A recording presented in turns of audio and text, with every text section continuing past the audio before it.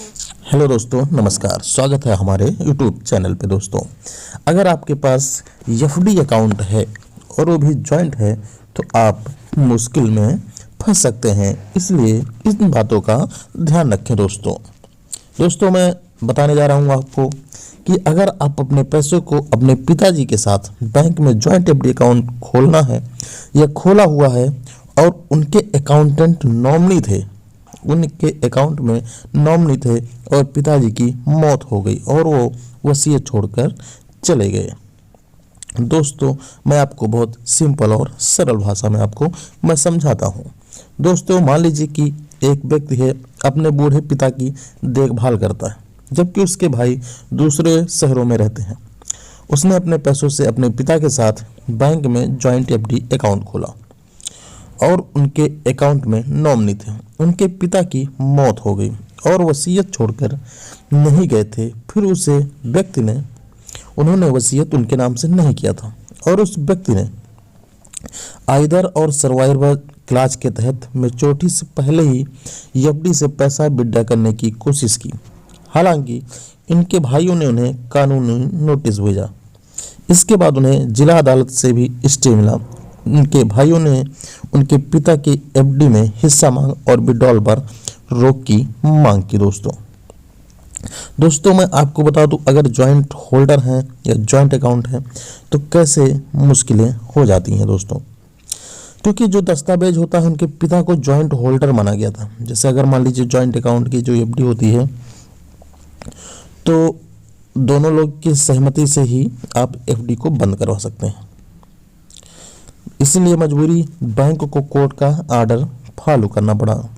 इस मुश्किल का सामना बहुत से एफडी जॉइंट होल्डर करते हैं और सभी बैंकों में एफडी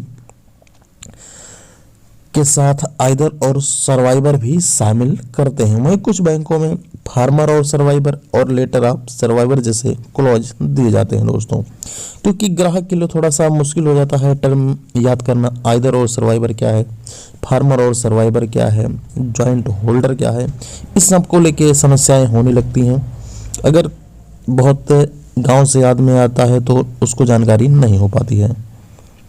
दोस्तों, क्योंकि कई लोग आइदर सर्वाइवर में गुमराह कर देते हैं, एक दूसरे को जानकारी नहीं हो पाती है, तो इसलिए कानूनी प्रक्रिया लेनी पड़ती है और बाद में उस एफडी को समस्या होने लगती है, कैसे तोड़ के उसको पैसा निकाला जाए, उसमें समस्याएं हो जाती हैं। दोस्तों, पहली चीज़ तो ये है दोस्तों, आरबीआई ने इस पे क्या कहता है। दोस्तों, आरबीआई कहता है कि जॉइंट जो डिपॉजिट अकाउंट के मामले में सभी खाता धारक, जैसे मान लीजिए दो लोग का हाँ जॉइंट और दोनों की मौत हो गया तो उसके बाद नॉमिनी का अधिकार होता है।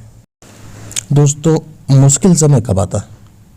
दोस्तों, मुश्किल उस समय जब आ जाती है जब ये हो जाता है कि जब एफडी की जो मैच्योरिटी है उससे पहले ही विड्रॉ करना चाहता है, लेकिन समस्या हो जाता है कि एक की मौत हो गई। ऐसे में सबसे ज़्यादा समस्या आ जाती है कि प्री मैच्योर, मतलब मैच्योर अभी नहीं हुआ है और सभी जॉइंट होल्डर के साइन होने हैं, तब उस समय ज़्यादा दिक्कत आ जाती है कि पैसा कैसे निकाला जाए।